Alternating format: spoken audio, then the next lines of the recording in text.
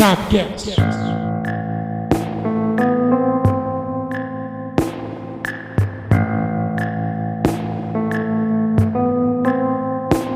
Fala aí, seus lazarentos! Hoje eu quero ver se vocês vão falar realmente o que vocês pensam ou se vocês vão ser, digamos assim, politicamente corretos. Eu sou Alexandre Geuchac e, mesmo aí com 20 pontos na frente do segundo colocado, eu acho que não tem nada garantido ainda para essa última rodada. Eu sou o André Zanetti e, por obséquio, poderíamos dar início a essa gravação? Eu sou o Valdir Zanetti, por orientação do meu advogado, eu devo dizer que esse programa é uma produção independente e de responsabilidade de seus idealizadores. Sim, meus queridos! Hoje nós vamos tocar na ferida de muita gente, hein? Quem lembra daquela entrevista pós-jogo onde o cara manda aquele discurso decorado, graças a Deus, né? Mas também vamos falar de muitos outros assuntos polêmicos e necessários, como combate ao machismo e à homofobia. E eu tenho certeza que você vai querer ouvir sim. Mas antes de qualquer coisa, agora é hora de levantar a cabeça, prestar atenção no que o professor vai falar pra gente aí. Vem pra cá, André Zanetti!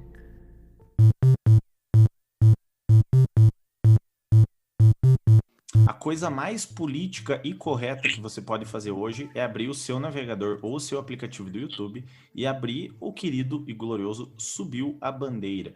Esse canal traz para você muitas informações e isso sempre vai somar conhecimento para você. Tá, mas e o que isso tem a ver com politicamente correto? Porque nós estamos trazendo, no Sabe Retro de hoje, o cara mais politicamente correto do canal é o Palestrinha número 3, a história do Atlético Paranaense.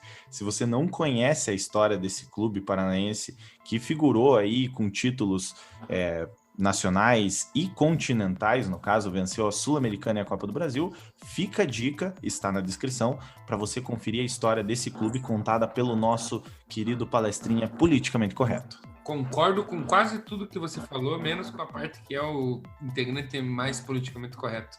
Tá longe de ser.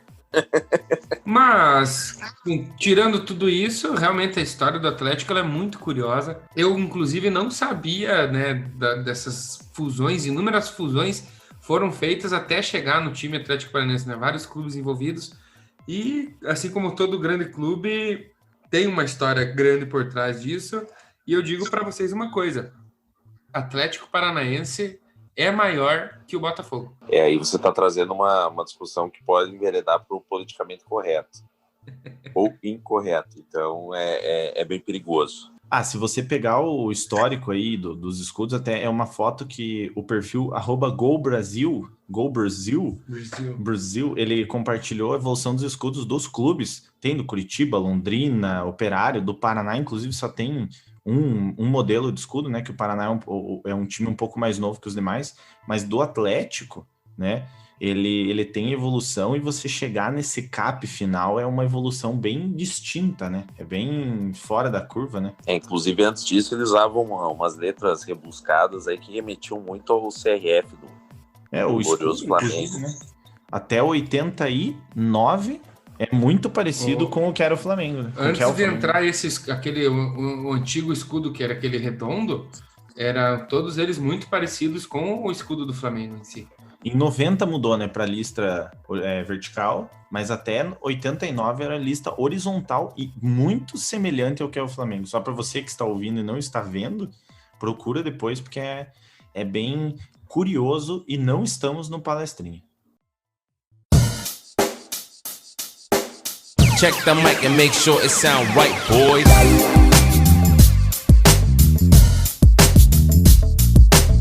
Então, galera, para início de conversa, nós estamos hoje em 2021, né? Você está ouvindo esse Sabcast no dia 25 de janeiro de 2021 e eu queria saber de vocês, esse assunto politicamente correto, 2021, é necessário falar disso ainda?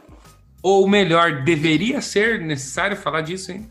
Eu acho que a discussão aí não é se deve se falar ou não. Hoje, às vezes, as pessoas atacam uma atitude que elas não concordam, dizendo que aquilo é politicamente correto e aquilo tornou a coisa chata ou não. Eu acho que aí são várias vertentes e tem que se falar de cada uma delas. tem algumas atitudes que não devem ser incentivadas e outras que não geram perigo, então elas podem continuar ou não. Mas é importante a gente saber o que vai se tratar, qual que é cada um das vertentes aí do politicamente correto ou não para se poder avaliar. É que basicamente o futebol virou uma terra sem lei, né? Vamos dizer assim, que entrou para dentro da porta do estádio ali e virou aquilo que nunca vai punir, e se vai punir, não vai punir você. O politicamente correto virou assim, mas não dá para falar mais nada. Sim, dependendo do que você vai falar, você não pode falar, entendeu? Não é errado, você vai chamar o que nem tem teve recentemente, inclusive, todo mundo acompanhou, que chamaram o goleiro Aranha de macaco. Então, Copa do Brasil. Tipo, não é politicamente correto, é que não pode, entendeu? Copa do Brasil 2014. Se você não sabe, não pode, você não pode chamar uma pessoa, dependente da cor dela, você não pode xingar ela, te dirá chamar uma pessoa assim de macaco. Tinha vídeo da torcedora chamando de macaco, tudo isso, e em muitos veículos de imprensa ali fizeram matérias com ela, de certa forma, tentando amenizar um pouco a atitude da torcedora, né? Que foi condenável para mim. Pode ser que ela tenha mudado, isso tenha servido como lição. Espero que sim, e se serviu como lição, eu tô junto com ela hoje, abraçaria ela. Mas ela precisou disso para aprender algumas coisas, né? O politicamente correto, como o Valdir falou, são várias frentes ali que a gente pode colocar no futebol, né? Mas uma coisa que me chama muita atenção, vamos pegar o exemplo do Marinho, por exemplo. Ele, quando foi expulso contra a Ponte Preta nas quartas de final do Campeonato Paulista 2020, um jornalista mandou ele voltar para a senzala, né? E a partir dali ele já vinha tomando alguns movimentos ali para lutar em prol disso, mas ele ficou extremamente chateado, fez vídeo, e hoje ele é uma das frentes aí contra o racismo. Ele fez aulas de Libras aí para promover a inclusão, comemorou um gol falando que amava a torcida, enfim. Ele é um jogador que tem uma certa representatividade. Mas eu pergunto para vocês, né? Na esfera, por exemplo, da homossexualidade, a gente não vê jogadores declaradamente homossexuais, né? Temos algumas atletas do futebol feminino, né? Por exemplo, a Marta, né? Postou foto com a companheira dela. Temos várias atletas, mas no futebol, hoje, eu não consigo me recordar de nenhum jogador declaradamente gay. E eu acho que isso vai muito do ambiente hostil que é um estádio de futebol para as pessoas homossexuais. Infelizmente, se você falar da orientação sexual, fora do estádio é tratado como ofensa, mas no estádio, principalmente, isso é tratado como ofensa. Bem, até eu acho que isso explica totalmente por que você não tem nenhum jogador assumidamente homossexual. A grande questão aí é o que a gente quer para a nossa vida e para a nossa sociedade. Se a gente quer normalizar esse tipo de atitude, se a gente acha ok você considerar um xingamento a orientação sexual da pessoa, você vai viver próximo à barbárie. Eu acho que a gente tem que evoluir. E por isso que quando as pessoas condenam esse tipo de atitude, quando uma Conmebol da vida resolve multar uma torcida que tá xingando de bicha um goleiro que vai chutar um tiro de meta, isso não é politicamente correto. Isso é você tornar a sociedade um lugar melhor para viver. Porque se você normaliza você xingar alguém como gay dentro do estádio, fora do estádio não, mas dentro do estádio ok. Você pode ser assim. O cara do teu lado, ele já pode achar ok ele xingar dentro do estádio e xingar fora. E o cara do lado dele pode achar ok bater em alguém porque ele acha que o cara tem uma orientação sexual diferente. Então, por isso que não se pode normalizar, por isso que você não pode considerar que isso é politicamente correto, por isso tem que ser condenado e por isso o futebol tá chato. Não, a gente tem que evoluir, a gente é uma sociedade que tem que evoluir. Não cabe mais isso, não cabe mais racismo, não cabe mais homofobia. E esse discurso de que talvez porque não existam jogadores homossexuais, para mim ele é furado, né? Porque, obviamente, grande parcela da sociedade tem uma orientação sexual diferente, então deveria ter sim, né? Só que a gente não vê, né? Vocês conseguem lembrar de algum jogador declaradamente homossexual? Então, eu não queria dar uma de palestrinha, Porém, eu fui pesquisar porque eu li algo parecido há um tempo atrás e eu queria trazer para você, querido ouvinte, e até para os dois que estão no Sabcast hoje, que em 1981, o time inglês do Nottingham Forest, inclusive, já vou fazer o jabá aí uma estátua para Bob, se você não está acompanhando, tá bem legal, estamos na reta final. Se não ganhar a FA Cup, pelo amor de Deus. Estamos na reta final da Championship. Se você assistiu o último episódio, você sabe quem que a gente vai enfrentar nas quartas, né? Ele foi o primeiro jogador negro, certo? Envolvido em uma transferência no Nottingham Forest, por esse valor, no caso foi 1 milhão de libras, o Justin Fashanu, não sei como é que fala o nome dele, mas enfim. O que aconteceu? O Justin tinha se destacado jogando pelo Norwich City, certo? E ele nunca conseguiu repetir o seu desempenho no Forest. Foi contratado e, né? Porém, o que aconteceu? O comportamento fora de campo influenciou por quê? Ele frequentava bares e boates gays. E isso incomodava os companheiros de clube.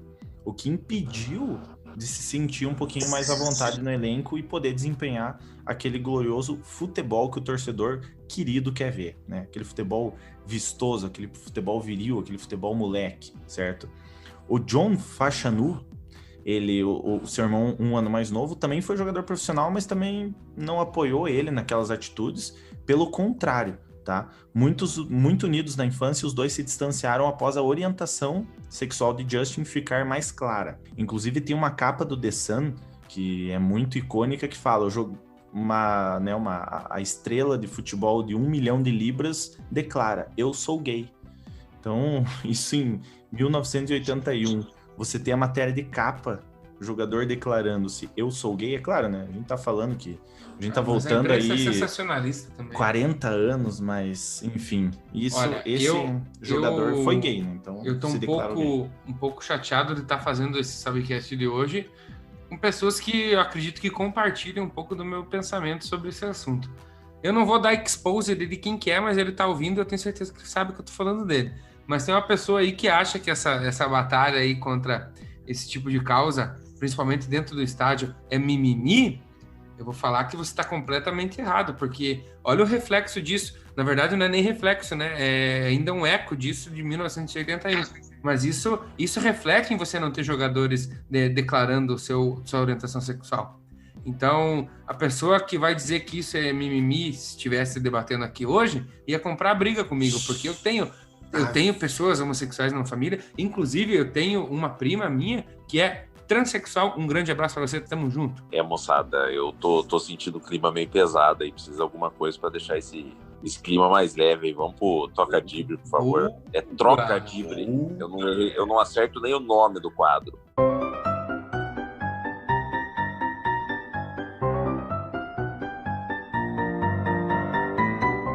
Galera, eu tenho duas aqui muito boas. Eu tenho uma. Na verdade, eu tenho duas. Agora, se são boas, eu não sei. Mas, enfim. Qual que é o treinador que intoxicava / envenenava todo o elenco? Porra, envenenava, intoxicava. Cara, eu sei que uma coisa que envenena é estricnina. Só que agora... Você tá indo por um caminho bom. Tô indo por um caminho bom. O caminho são as substâncias. Vamos ver. Ai. Cara, eu vou me entregar por bem. Neto? Não, eu também, eu desisto. O treinador que envenenava todo o elenco é o Arsênico Wenger. Boa. Alto nível. Eu vou fazer Quero ver manter. Até pro querido Valdir que está acompanhando com... Você que está ouvindo, se a gente se referir ao querido Valdir como Valdir ou Neto, é normal, tá? Então, é a mesma pessoa. É a mesma pessoa. Qual que é a camisa do Flamengo que vale mais? Que mais vale, assim? Você pegar todas as camisas, você bota assim uma do lado da outra. Qual que é a que mais vale? Vou saber de Flamengo. Sabe, penso que você sabe. É a que menos vale é aquela verde e amarela. Bagulho feio pra cacete. Tabajara. Não, a verde e amarela. Azul e amarela. Verde e amarela. Tá, desculpa. A verde e amarela é do que foi feita em alusão a 2014, correto? É. Tem uma foto icônica na internet aí, mas não é o tema. Agora não é pra ser sério. Pelo agora menos é pra não ser por enquanto. engraçado. Quer saber se o âncora vai puxar? Tá, Não, mas eu qual não que é sei. que mais vale? A que menos vale, você falou que é essa. Agora, a que mais vale, qual que é? I don't know. Você sabe, Neto? Não sei. É a camisa autografada. Autografada. Não pegou, pô? Uma bosta, hein? Foi uma bosta, hein? Foi uma... Na verdade, assim, ó. Eu Foi não entendi. Autografada. Flada, por causa do Flada, mas... Do Flamengo, que mais vale. Nossa. Nossa, se eu tenho que... Pô, mas daí vocês me cumpriram. Não, eu entendi que era o Flada do Flamengo, mas eu pensei que tinha alguma coisa engraçada ali. Qual o ídolo rubro-negro que foi responsável por um grande cisma na humanidade? Cisma? Uhum. História? Cisma? Não sei. Eu ia falar o Gabigol, mas... Porra, é a segunda do Flamengo aí. Eu tô chateado que eu não tô... Você, Neto, é um torcedor de bosta. Pois é. Tô me sentindo. O ídolo rubro-negro responsável por um grande cisma na humanidade é o Petkovic. Cisma? Sim, mudou tudo, fião. Mas cisma é outra coisa, jovem. O que é o cisma? Cisma é algo que parte em dois, aí, algo que quebra, Sim. que divide. Então, dividiu a humanidade, tanto politicamente como nós temos o mundo pré-Covid e pós-Covid. Porra, tá muito alto nível isso, cara. Ei, já diria Mário Sérgio Costela, piada para poucos. Momento aleatório. Vocês lembram que no Pânico tinha aquela paródia do Ídolos do SBT? Sim. Ainda tinha Cis, daí era Cisma. O Miranda era Merenda, que ele era gordo. Olha que incorreto.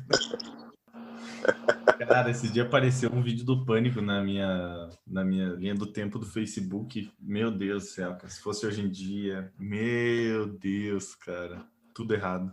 Arnaldo Sacomole. Caralho. Ele já não é morto já, o Sacomole? Morreu ano passado. E o Miranda também, né? Os dois são. O Miranda também. Mas o Miranda foi um ano antes, pelo que eu sei. Acho que não. E como que era o nome daquele outro jurado?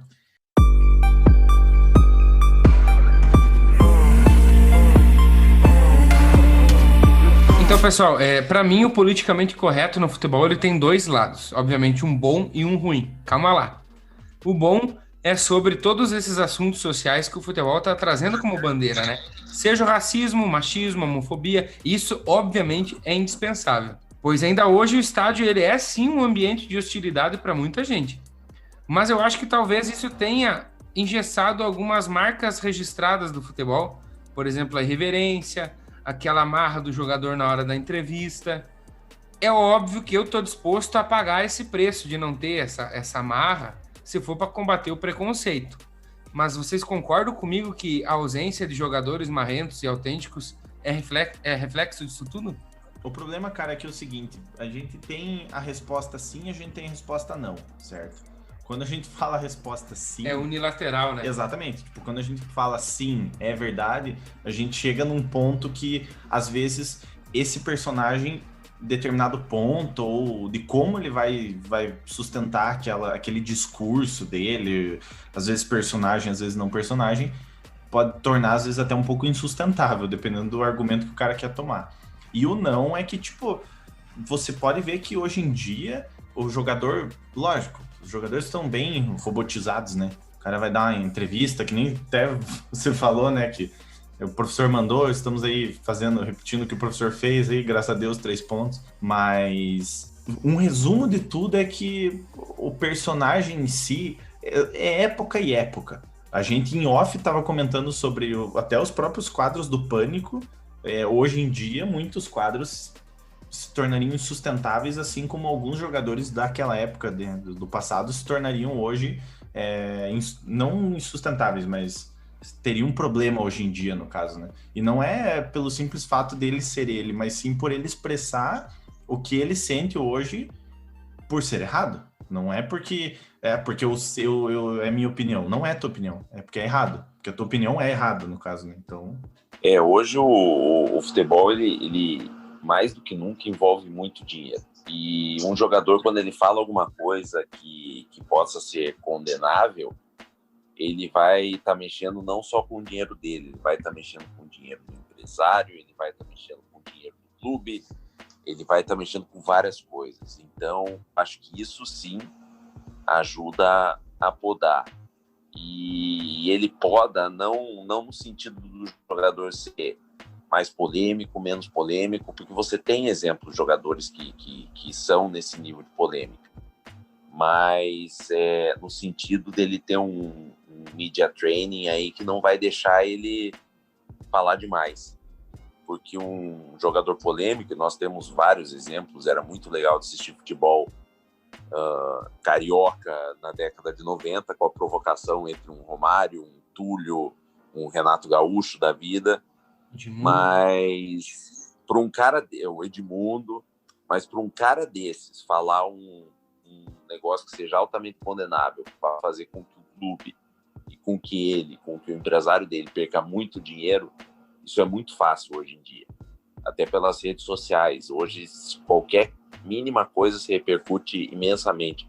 Então eu acho que isso sim acaba podando o cara de falar, acaba podando esses jogadores. Mas você tem jogadores irreverentes, você tem jogadores polêmicos em outro sentido, em termos de provocação.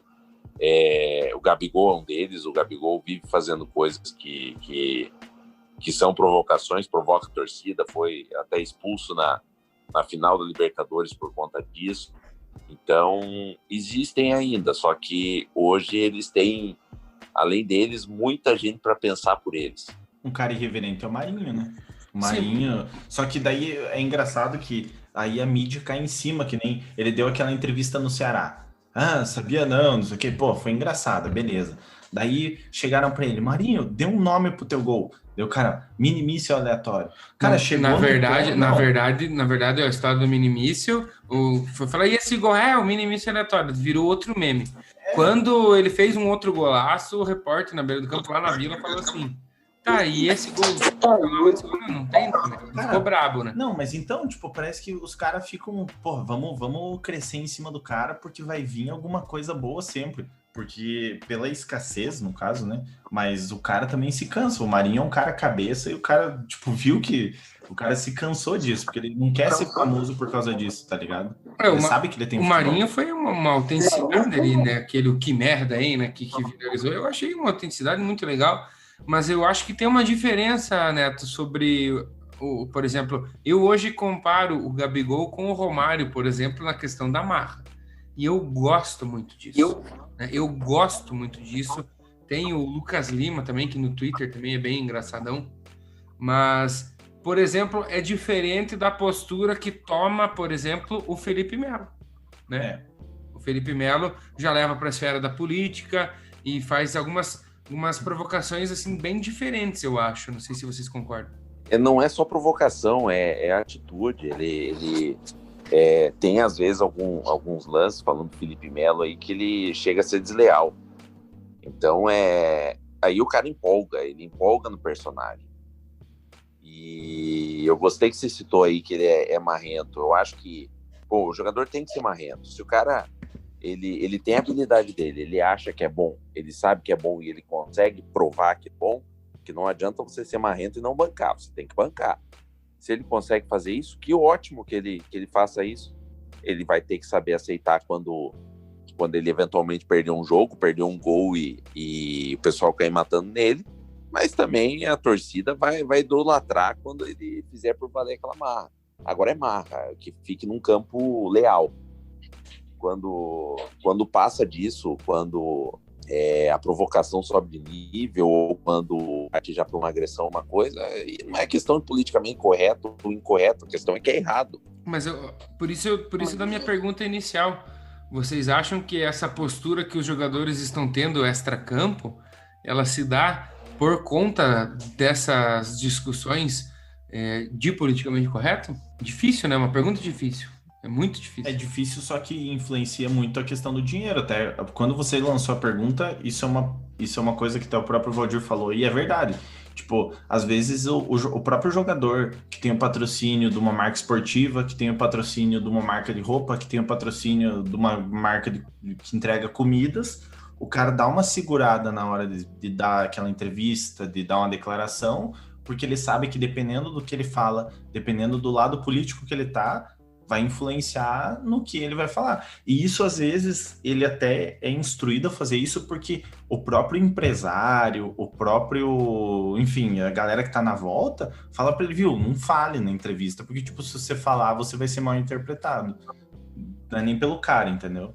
Eu acho que a culpa não é diretamente do politicamente correto. A questão aí é que é recente isso, mas muitos comportamentos, muitas atitudes que eram socialmente aceitáveis até um tempo atrás, elas hoje não são.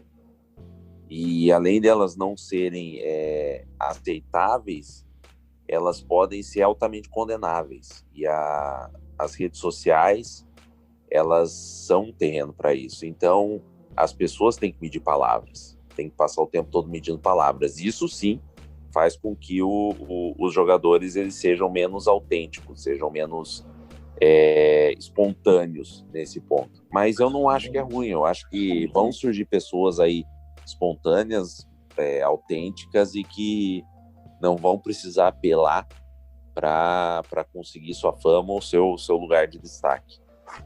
Por mais marinhos no futebol, né? Que palavra de sabedoria, André Zanetti. E falando em sabedoria, ele não tá aqui hoje, mas nós vamos dar um jeito de adaptar. Tem o substituto do Piazão aí, agora eu vou chamar o reserva do... Palestrinha! Pessoal... eu estou para substituir, eu não chego nem aos pés do conhecimento do nosso querido Leonardo Tavares, e muito menos no vocabulário, porém, na sexta-feira, tivemos um Mitagem FC escrito brilhantemente pelo próprio Leonardo Tavares, e eu venho trazer uma curiosidade envolvendo o personagem camisa 10 daquele Napoli. Falamos do Napoli no Mitagem FC. Se você não viu, vai lá no youtube.com/subiabandeira. Ó, eu linkando os vídeos do canal com palestrinha. Chupa palestrinha que você nunca fez isso. Em 1987, o modesto Granada conseguiu um feito histórico. Juntou pela primeira vez e única, ou seja, juntou unicamente os 3 irmãos Maradona num encontro inusitado. Esse encontro aconteceu quando Raul, de 21 anos, foi contratado pelos espanhóis junto ao Boca Juniors. Como estratégia de marketing, o clube desembolsou mais dinheiro na negociação pela participação do Maradona, mais famoso, em um jogo amistoso. Na época, o craque argentino estava no Napoli e Hugo, o mais novo e sem grande destaque no cenário mundial, defendia o Ascoli. Para ajudar o irmão, Diego aceitou a proposta e fez mais. Cedeu a camisa 10 para o irmão e vestiu a 9, ou seja, o Maradona nem sempre vestiu a 10. Vestiu a 9 num jogo de futebol, mesmo tendo sua grande fama. O confronto contra os suecos do Malmo terminou em 3-2 para o Rosiblancos, com El Pibe dando uma assistência e marcando um gol. Olha, isso foi tão impressionante porque eu nem tava ligado que o Maradona tinha irmãos ali que jogavam bola. Olha o conhecedor do futebol aí querendo ter canal no YouTube, né? Que dirá que jogou pelo Granada, né? O Maradona é cheio dessas histórias pitorescas aí. Era um grande personagem do futebol. Dá pra fazer um monte de palestrinha só com esses encontros dele. Nem tem aquela vez que ele aceitou e ajudar instituição, não lembro que foi só ele, o Napoli não aceitou e foi só ele jogar. Eu acho que era uma instituição de caridade, algum asilo, algum orfanato, algo assim. É maravilhoso porque tem imagem desse jogo, era um campo, era um barro, velho, não tinha nem grama, porra, do campo, aí o cara jogando. O Maradona é um cara que certamente ele seria ele é um tema muito bom pra gente tratar nesse assunto de hoje, né? Seja pro bem ou pro mal, né? Porque ele era um personagem fantástico, e isso para mim é lindo porque mostra a esfera humana que uma pessoa tem, né? Porque a pessoa quando fica famosa, a gente acha que ela tá acima do bem e do mal, e o Maradona mostrava esse lado humano como ninguém, Então ele levantava bandeiras importantíssimas, mas tinha os defeitos dele. Então, por isso que eu sou fãzaça desse cara aí. E essa história me deixou ainda mais fã dele também. Que massa, né?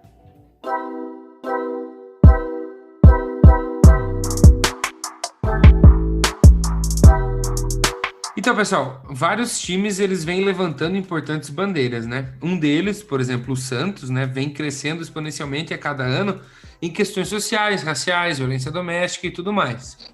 Eu quero que vocês me digam o seguinte, piazada.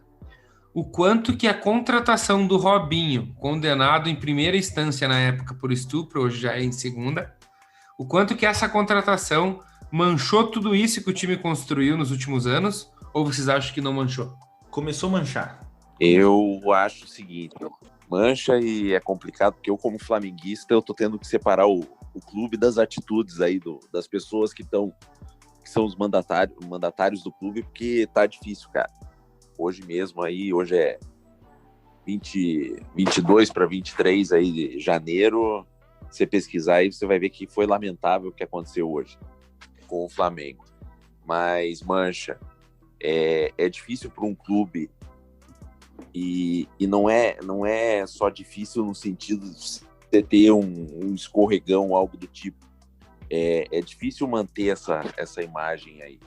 Você tem 2 exemplos para isso. Você tem o Santos, que mesmo com todo esse trabalho, por conta de um dirigente e que talvez tivesse apoio lá dentro, quis colocar um cara que é condenado por estupro e que teve que fugir da Itália, porque senão seria preso. E um outro exemplo que é péssimo, que até então era um lindo exemplo e que deu um vacilo, não se pode chamar só de vacilo, né? Deu, não sei nem a palavra, mas que teve uma atitude lamentável, uma atitude condenável, foi o Bahia. Bahia também, no caso do racismo do meio-campo Ramírez contra o Gerson, o Bahia surgiu com uma história para rapidamente conseguir inocentar a pessoa, apesar de inicialmente até ter tido uma atitude legal, afastando o jogador e falando que a pessoa que sofre o racismo tem que ser ouvida, mas logo em seguida arrumaram um jeito de defender o jogador.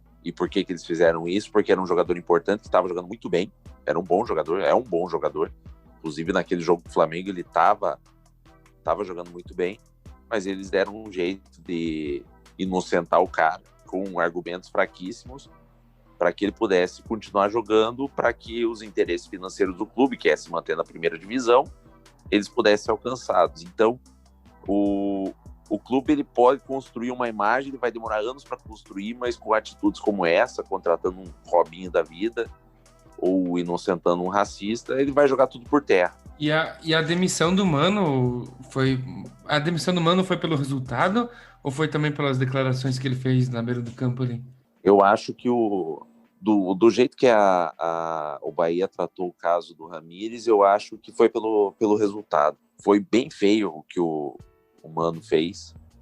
Foi no calor do momento e eu condeno até menos o Mano. Ele é um cara bem babaca, mas ele é reflexo da sociedade, cara. A sociedade vê um negro hoje falando racismo e vai falar que é mimimi. E não é, cara. Ninguém sabe o que passa. Nós, como pessoas brancas, nós não sabemos o preconceito que uma pessoa dessas passa. Mas ele é reflexo da sociedade que ele vive. E que bom que o microfone pôde captar e ele pôde ter essa atitude escancarada. Quem somos nós, né? Você melhore falou demais, né? Falou muito bem. Quem somos nós para querer julgar o que é racista e o que não é?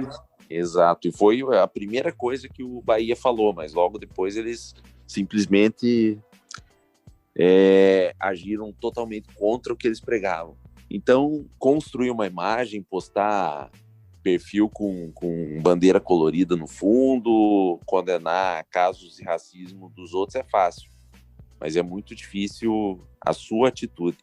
O problema é que, assim, uma base que todo mundo tem que pegar é que a partir do momento que alguém fala, a gente tá falando do racismo, mas a gente já toma tanto violência quanto mulher para mulher, né? Contra assédio, enfim. A gente tem que... Primeira coisa, foi acusado, que nem o Gerson acusou, que teve o racismo, você nunca pode falar assim, não, é mentira. Primeira coisa que você tem que fazer, primeira coisa é falar assim, não, vamos ver, entendeu? Tipo, se ele acusou, vamos ficar do lado de quem acusou primeiro, para depois a gente ver o que aconteceu.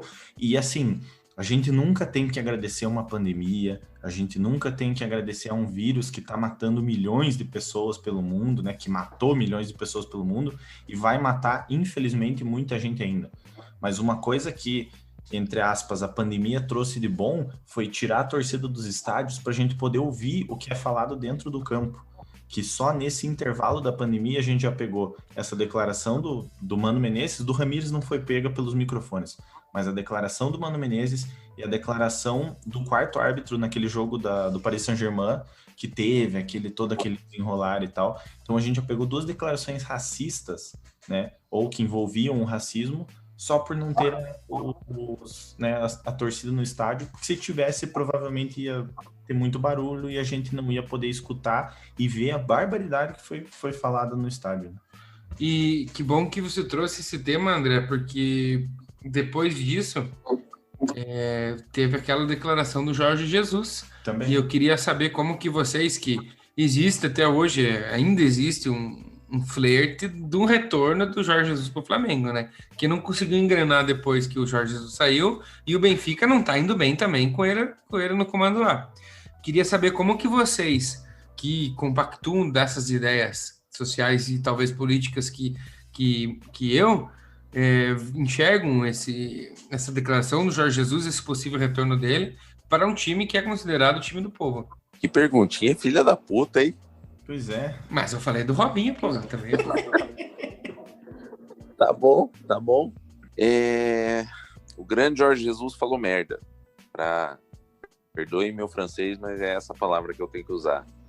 E pessoas assim, elas não devem ser idolatradas ou não devem ser colocadas em pedestal. Eu, sinceramente, perdi muito da admiração que eu tinha por ele, por ter uma atitude dessa. É difícil falar que eu não ia aceitar, eu voltar, não sei quanto que o lado torcedor ele ia falar mais alto que isso ou não, mas sinceramente eu perdi muito do tesão que eu tinha com uma possível volta dele depois dessa. Eu confesso que eu fiquei a mesma coisa, porque a gente tenta falar assim, isso é uma coisa certa, que a gente tenta falar assim, não, mas eu torço pro Jorge Jesus que tá à beira do gramado.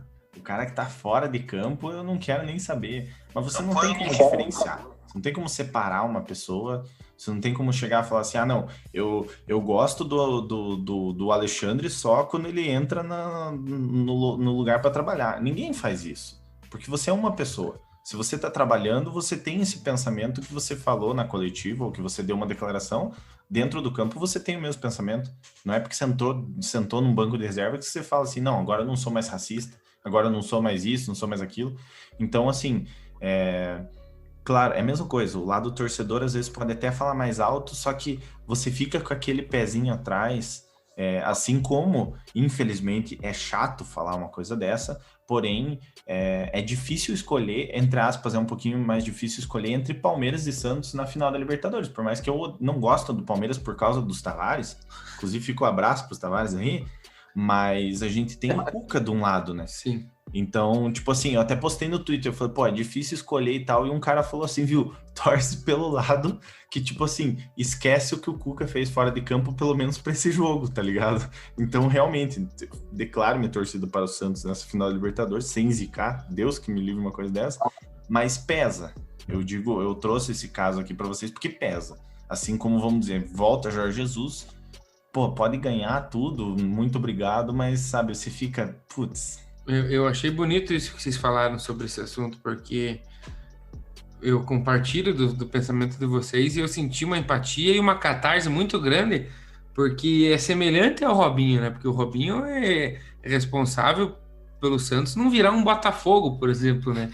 Em 2002. Para mim, o título do Brasileiro de 2002 é muito mais importante que a Libertadores de 2011, né?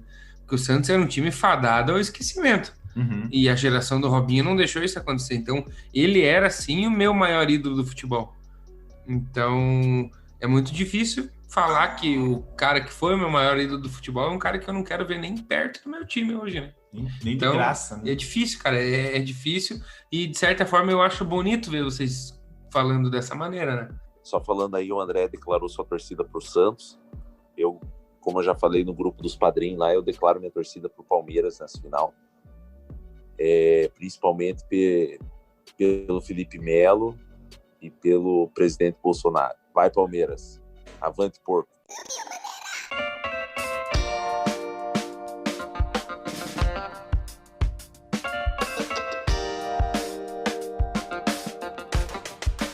E esse podcast é um oferecimento de Sal Agosto e Quitutes Aquino.